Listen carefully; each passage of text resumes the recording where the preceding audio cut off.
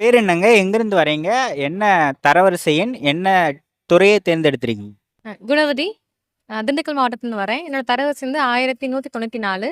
நான் இப்போ வந்து ரூரல் டெவலப்மெண்ட் பஞ்சாயத்து ராஜ் திருவள்ளூர்ல எடுத்திருக்கேன். என்ன படிச்சிருக்கீங்க? நான் பிஎஸ்சி ஃபிசிக்ஸ் முடிச்சிருக்கேன். எப்ப கல்லூரி முடிச்சீங்க? எப்ப டிஎன்பிஎஸ்சிக்குள்ள வந்தீங்க? நான் 2018ல முடிச்சுட்டு அதுக்கப்புறமே யூபிஎஸ்சி படிக்கிறதுக்காக சென்னை வந்திருந்தேன்.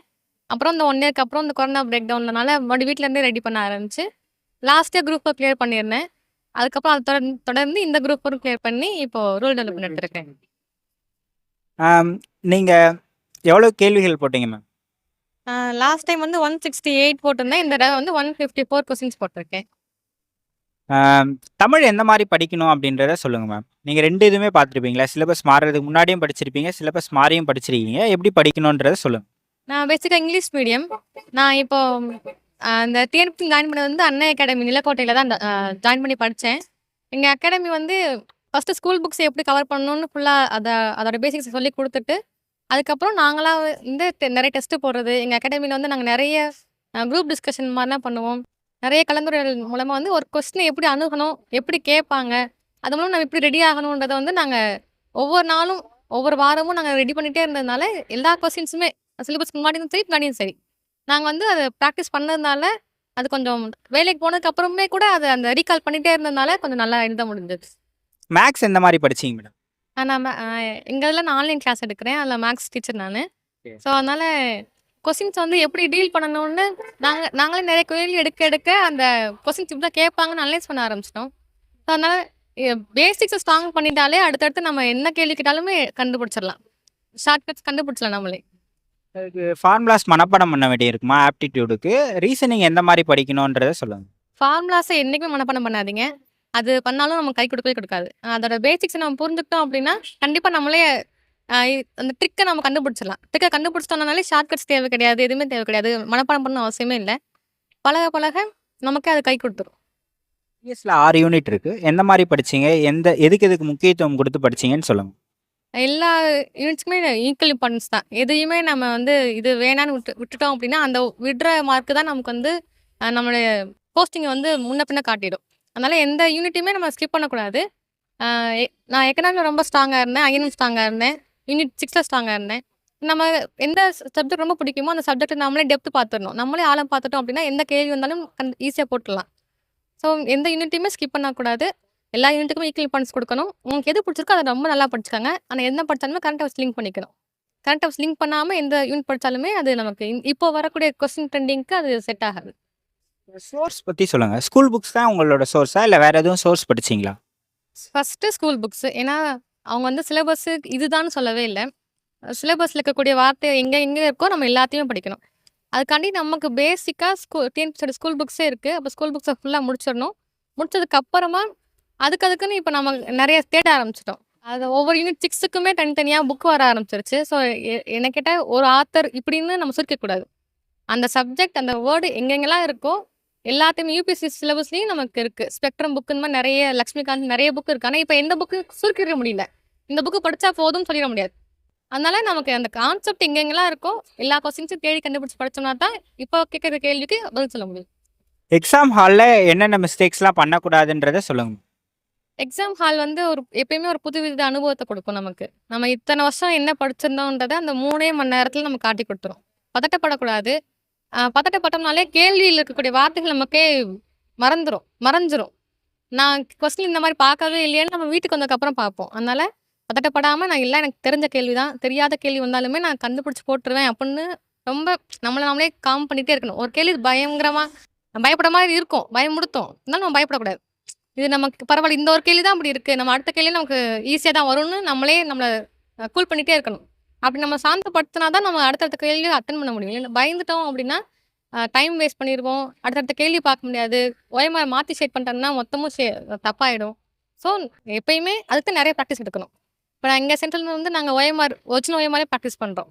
ஸோ, இந்த இந்த அந்த பழக்கம் எல்லாமே வந்து நமக்கு அந்த 3 மணி நேரம் எப்படி இருக்குன்றத நாங்க டெய்லியும் அத ரிலீஸ் பண்றதுனால அந்த எக்ஸாம் ஹால் எங்களுக்கு பயம் இல்லாம இருக்கு. இப்ப நீங்களும் அது மாரி எல்லா எக்ஸாம்ஸுமே அ டிஎன்பிஎஸ்சி எக்ஸாம் தான். எல்லா ஓஎம்ஆர் ஷீட்டுமே ஒரிஜினல் ஓஎம்ஆர் தான் நெனச்சு பண்ணினோம்னா ஈஸியா வந்துரும்.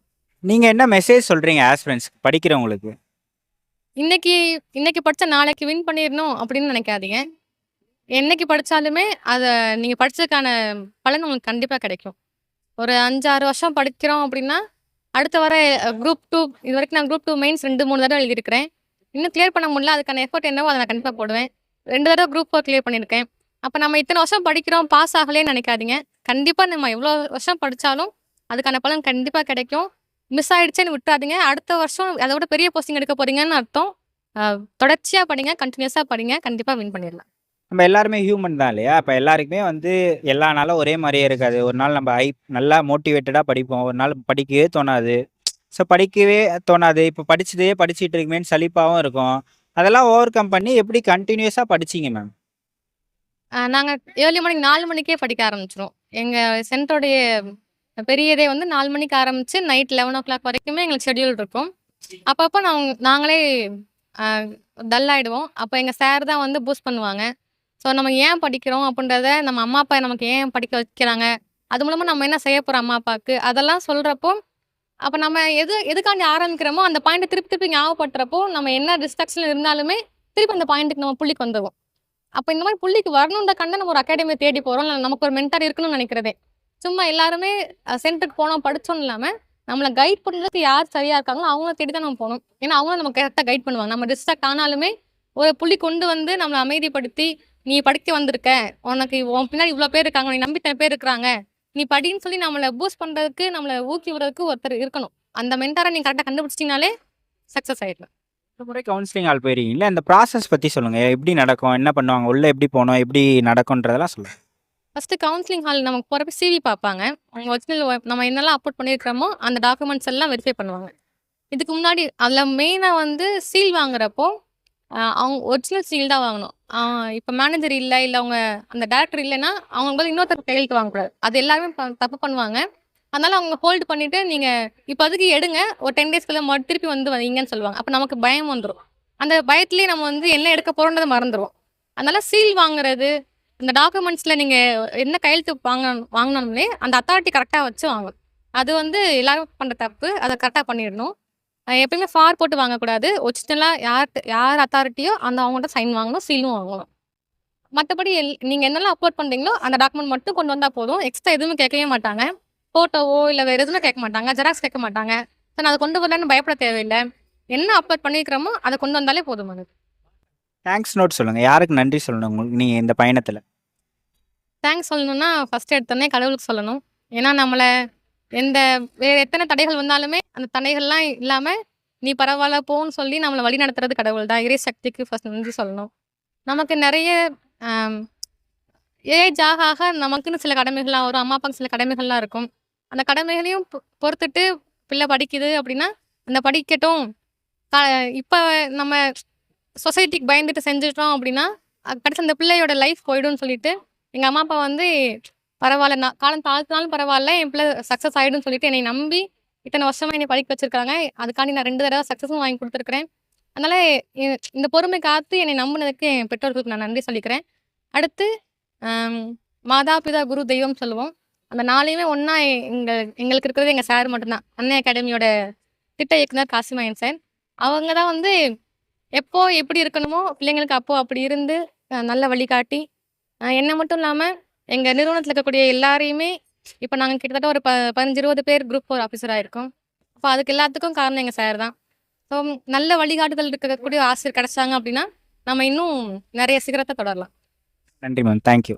உங்களுக்கு எப்படி இருக்குங்க? உங்க டாட்டர் வந்து வேலை வாங்கிட்டு வந்திருக்கிறாங்க. நீங்க எந்த மாரி அவங்களுக்கு சப்போர்ட் பண்ணீங்க? உங்களுக்கு எப்படி இருக்குன்றத சொல்லுங்க. என்னுடைய பேர் பெருமாள். நான் அஞ்சல் துறையில பணியாற்றி வருகிறேன். என்னுடைய முதல் குழந்தை மோனப்ரி, 2வது குழந்தை குணவதி. என்னுடைய குழந்தைய வந்து நான் படிக்க வைக்க ஆரம்ப காலத்திலேயே ஒரு கலெக்டர் ஆக்கணும் அப்படி லட்சியத்திலே படிக்க வச்சேன். என்ன கஷ்டம்னாலும் என் பிள்ளைய நல்லா படிக்க வைக்கணும் அப்படின்ட்டு காலேஜ் முடித்ததுமே சைதை துரைசாமி அகாடமியில் கொண்டு போய் 1 இயர் ட்ரைனிங் சேர்த்து விட்டுருந்தேன். நல்லா படித்தாங்க. அதுக்கப்புறம் வந்து பப்ளிக் எக்ஸாம் எழுதினாங்க. அன்னை அகாடமியில் சேர்ந்து தொடர்ந்து ஒரு 4 வருஷம் படித்தாங்க. இடையில கொஞ்சம் இந்த தேர்ச்சி அடையணும்னு கூட நான் தளர்ச்சி பட்டேன். அப்போ என் பொண்ணு தைரியமாக சொன்னாங்க, அப்பா நான் கண்டிப்பாக பாஸ் பண்ணிடுவேன், நீங்கள் பயப்படாதீங்க அப்படின்ட்டு மன உறுதியாக சொன்னாங்க. அப்போ அந்த அளவுக்கு ஒரு உறுதியான கான்ஃபிடென்ட் வந்தவன் நானும் நீ உன் விருப்பப்படி படிக்க வைக்கிறேன்ப்பா, நீ எப்படினாலும் படித்து நீ வந்தால் போதும் அப்படின்னு நானும் தைரியம் கொடுத்தேன். அதோட அந்த அன்னை அகாடமியோட சார் வந்து கூட இருக்கக்கூடிய இன்னும் 2 சார்களும் நீங்கள் உங்கள் பொண்ணு நல்லா படிக்கும், நீங்கள் தைரியமாக இருங்க அப்படின்னு சொல்லி எனக்கு ஆறுதல் சொன்னாங்க. அதுக்கப்புறம் கான்ஃபிடெண்ட்டாக நம்பிக்கையோடு இருந்தேன். கண்டிப்பாக இன்றைக்கி 2 தடவை குரூப் 4 பாஸ் பண்ணி பொறுப்புக்கு வந்தாங்க. இனியும் மிச்சம் கலெக்டர் போஸ்ட்டுக்கு வருவாங்கன்றத உறுதியாக நம்புகிறேன்.